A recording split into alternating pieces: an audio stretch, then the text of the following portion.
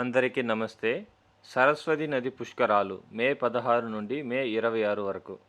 ప్రధాన స్థలం కాళేశ్వరం, తెలంగాణ. త్రివేణి సంగమం, గోదావరి, ప్రాణహిత, సరస్వతి నదులు సంగమం. ఎందుకు జరుపుకుంటారు? సరస్వతి పుష్కరాలు ప్రతి 12 సంవత్సరాలకు ఒక్కసారి జరుగుతాయి. బృహస్పతి మిథున రాశిలోకి ప్రవేశించినప్పుడు ఈ పుష్కరాల సమయం వస్తుంది. ఈ సమయంలో సరస్వతి నదుల్లో స్నానం చేయడం వల్ల పాప విమోచనం, ఆధ్యాత్మిక శుద్ధి మరియు మోక్షం కలుగుతాయని నమ్ముతారు.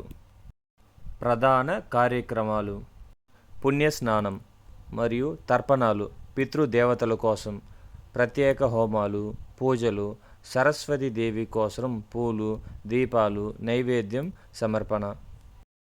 ఆధ్యాత్మిక ప్రాముఖ్యత: ఈ పుష్కరాల్లో పాల్గొనడం వల్ల ఆత్మశుద్ధి, జ్ఞానం మరియు ముక్తిని పొందేందుకు అత్యంత శుభకాలంగా పరిగణించబడుతుంది. ఇలాంటి భక్తి వీడియోలకు please like, share and subscribe the channel. Thank you.